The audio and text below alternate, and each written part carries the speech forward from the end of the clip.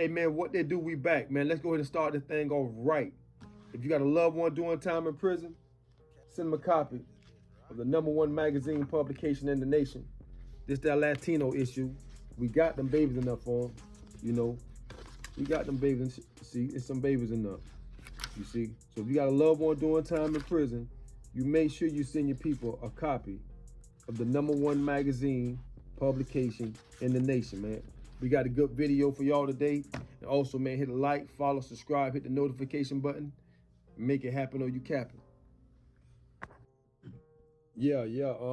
So basically, no, he wanted me to hit you up, man, to shed a little light on what's trending on the internet right now, you know?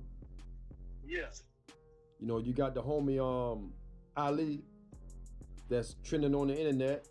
And like I was telling one of the homies, you know, he is putting a spotlight on the crib, you know, he putting a spotlight on the city, with the internet purpose, but I hear a lot of people speaking out against Buddy, you know.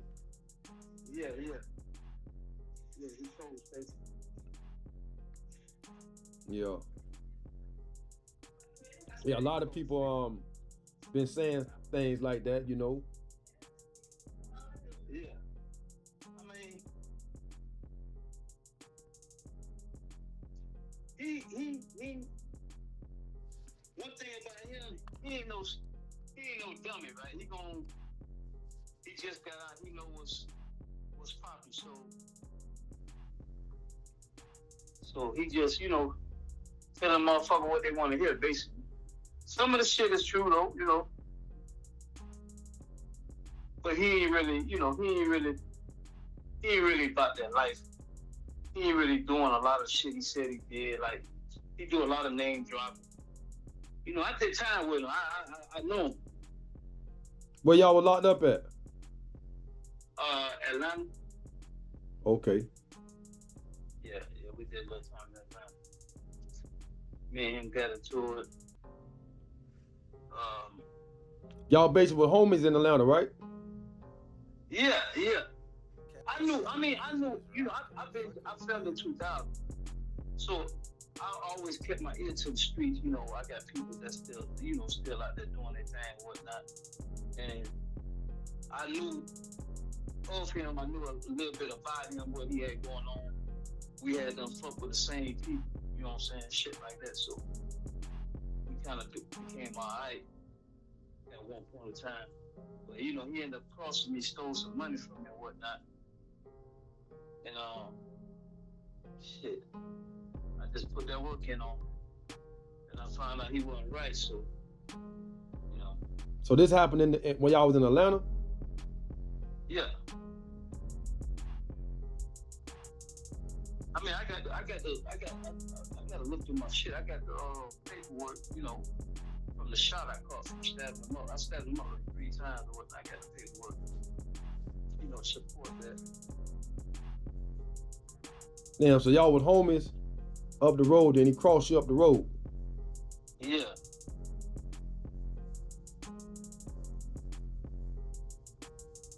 Then so what happened after that? Y'all got what you got? He got shipped, you got transferred, or he got transferred? Nah, he ended up getting transferred. They put me back on the yard after about 4 months. I got back on the yard, whatnot. They ended up sending him up the road. So no, I'm lying. They sent him to Coleman.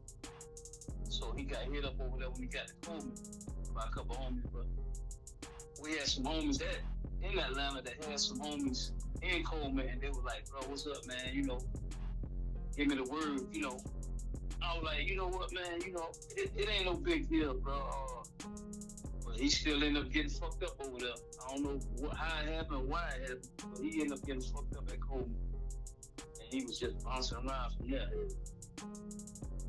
Yeah, okay. But you say some of the things that he talk about is true though. Some of it is. Like the little situation with Lil Wayne, you know. Yeah, he did do that, but all that extra shit with Soda Slim selling dope and, you know, he's something else, man. He's a hell of a character, I can say that. Yeah, because a lot of the homies from down south, a lot of the Zoes anyway, you know, they kind of You know, they kind of don't like the action that's going on right now on the internet. You know, a lot of them speaking up. You know, Ali Zoe actually hit me in the DM a few weeks ago. You know, and Okay. you know, they were like, you know, man, dude, and then the brother might don't be right. You know, basically, you know, said he wasn't right. You know, send me some paperwork. Yeah.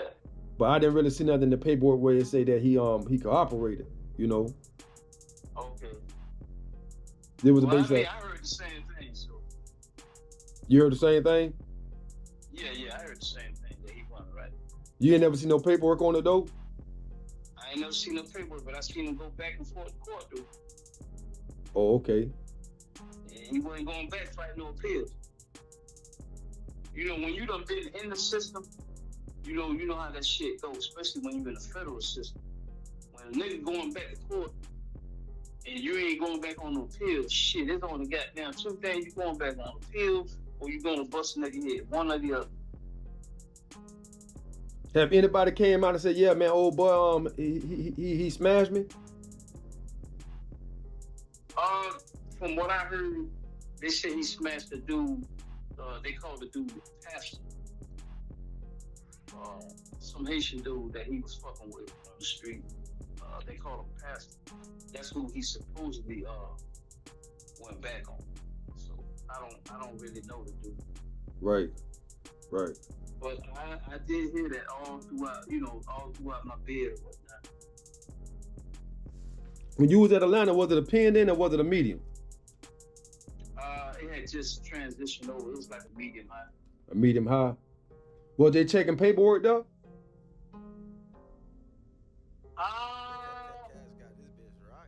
Not really. Not really. The fucked up thing is, the feds ain't what the feds used to be, man. Like, you got some dudes that's been doing time with dudes, and they know these niggas ain't right. And they still, you know what I'm saying? Like, look past, like, this might be their homie from their hood, and they'll overlook. I seen that even when I did time in the pen. Like, niggas be like protected dudes, you know what I'm saying? It's the same war on the streets, you know what I'm saying? It's the same war on the streets. Dude may have a homie that smashed somebody else, but he ain't smashed him, you know? Yeah, they look past it. They look past it, yeah, that's bad. And especially if he's getting a little money and putting a little money in their pocket, shit, they all for it, like, it is what it is. Right. So how about the situation, what he said with the Lil Wayne situation? That's true, all that stuff true though, right? Yeah, for the most part. But you gotta understand, Lil Wayne ain't no gangster though. Lil Wayne was a little young nigga that baby took up under his wing, you know what I'm saying? He wasn't no nigga that was really out there doing nothing, real. Mm-hmm. And Wayne don't brag about trying to be no gangster. You know what I'm saying? He been around, goon, but he didn't really, he wasn't really never on that type of time. Right. You know. But when you talk about Baby, his brother now, them niggas been out there. You know what I'm saying? He could have never pulled that move with one of them niggas. For sure. How long you did in the Fed, homie?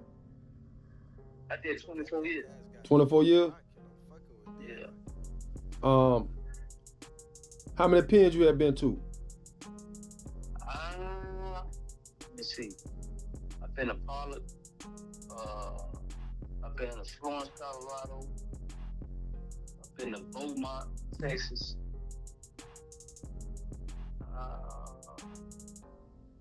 Three pens basically. Yeah, which one of them was banging the hardest?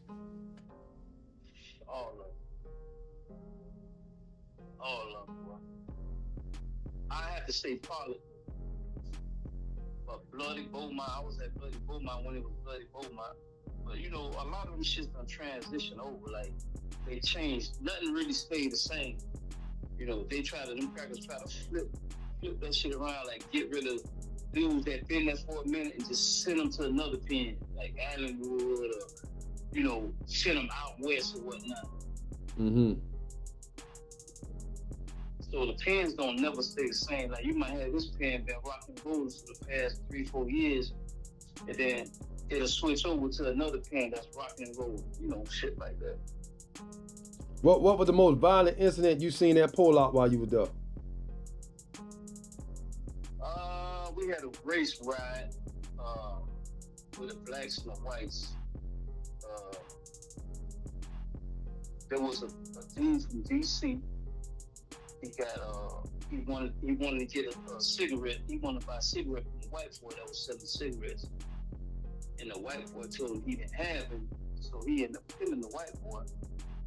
And then the white boy seen the incident and tried to, stop him, but his celly was already dead, so he started stabbing the white boy celly up, but he let him go and told him, go get your knife or whatnot. So the white boy, when he got his knife, came back and killed the DC boy, and that shit just went all everywhere. In the child hall, in the units, shit just went crazy. So the DC homie killed the white boy because he wasn't selling no cigarettes? Because he wasn't selling a cigarette. And the white boy had 6 months to go home. Vicious. Yeah. How long did it play? How long did it stay locked down after that?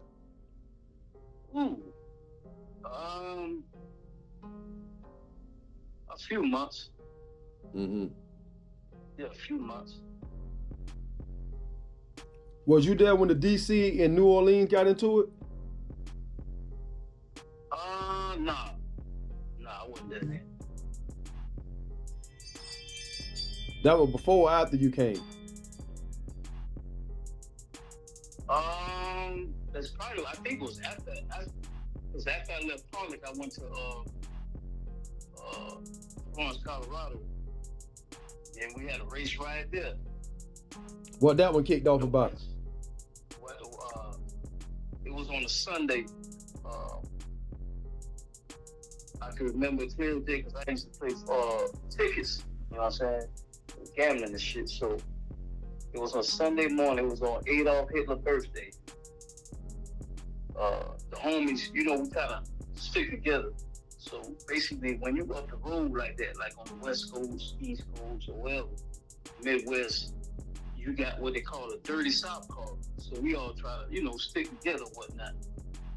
So basically, you got Louisiana, Florida, Texas, Georgia. Basically everything out South, Tennessee, Carolina, we ride together. So what they try to do is, when we go on the child, they want everybody to be pretty much in a group of 3 or 4 people, you know what I'm saying? Mm-hmm. Just to watch over each other. Because, they game banging on the West Coast. And they ain't playing fair. It ain't no such thing as no one-on-one. And they was going to child, doing brunch. So they was like, all right, homie, you ready to roll out? I'm like, I'm cool, man. I'm going to just fix me something to eat. I'm going to watch this game. And the white boys started shouting, black monkeys and nigga this and nigga that. But they were celebrating, like I said, Adolf Hitler's birthday, which was on a Sunday. And word got around, it's gonna go down. But I'm in the unit. There's a few people in the unit, so I'm sitting there watching the game. And a dude from St. Louis come running out my room like, damn, shit just popped off. So, you hear the sirens go off, but sirens always go off sometime by accident.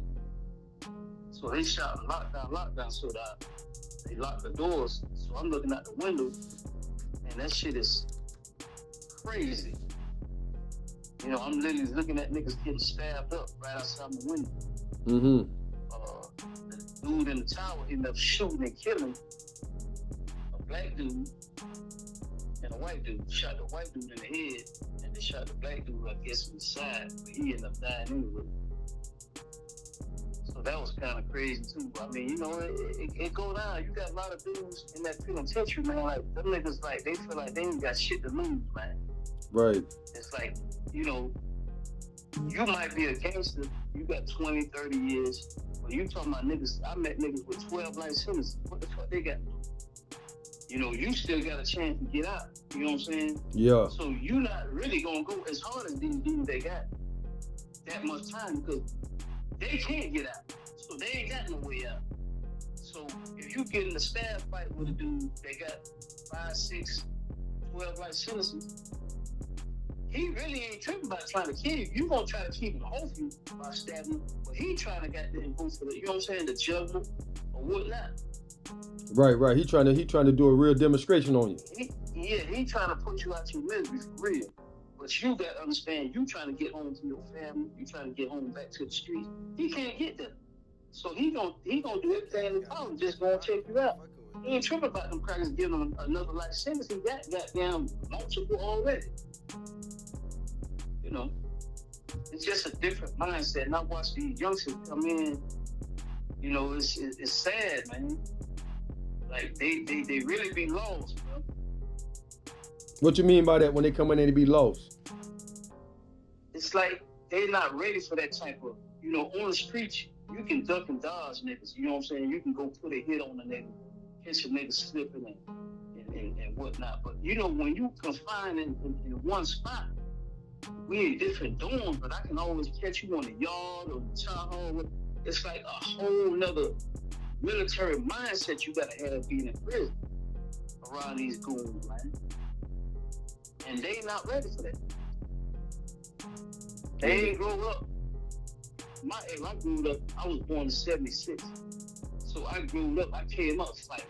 You know what I'm saying? That was playing outside. You know, kids these days, it's not the same. And when I see them in that, them niggas be scared to death, man. And they out here catching bodies like it ain't nothing. Yeah, they catching bodies, but when they get goddamn behind them goddamn walls, man, it's a whole nother ball game, man. Whole nother ball game. But I don't look down on nobody, you know what I'm saying? Like, even when they're young, I know they out there wild, I still try to talk some type of sense into them, like, you know, okay, if you didn't catch a life sentence, you know what I'm saying, you still got something to look forward to, you know what I'm saying? Get back, change your life, you know what I'm saying? Put your head in a positive direction, man. Like, this ain't where it's at, man.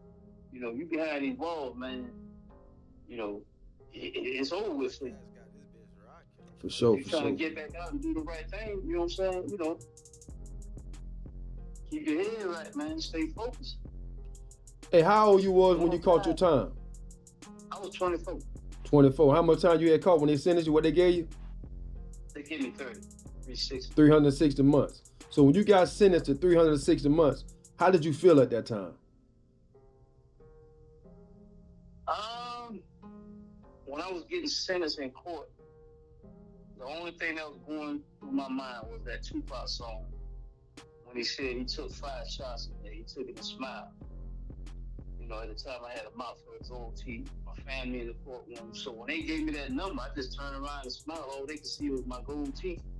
And it's like, I was hurting inside. You know, I mean, I made it look good, like, you know, but I did ask the Lord to just keep my sanity.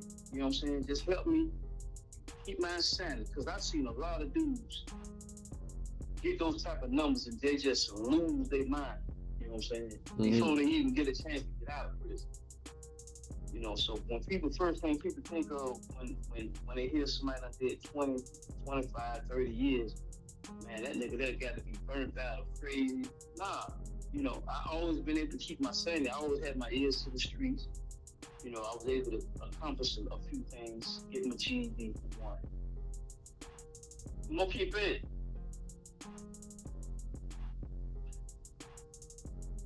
Yeah, so. Was it hard for you when you first got sentenced? Where did they ship you to first? I was fortunate. I ended up going to FCI Miami, which was a medium at the time. So okay. I was like right in the backyard. I didn't last there no time, but I ended up getting a fight over a basketball game.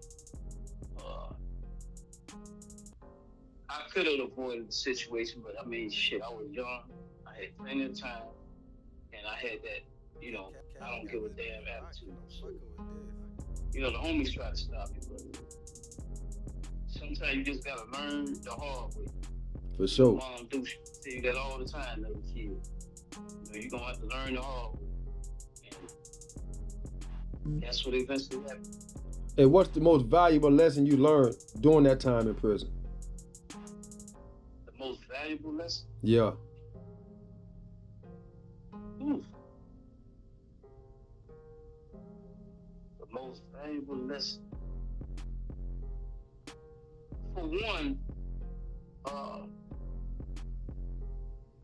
I learned that being in the streets, you don't accomplish nothing. You know, you hear a lot of dudes that try to praise to be a gangster, to be a thug. Like a lot of these rappers, you got a chance to make all this money, you know, legal money, legit money, and help your family, but they want to be so gangster and so thugged out that they don't realize they costing themselves nothing but harm. Right. You know what I'm saying? So for me, it's like I got a lot of regrets, but I learned a lot. You know what I'm saying? But you know, it helped me grow into a man. I went in as a young man. You know, it helped me mature.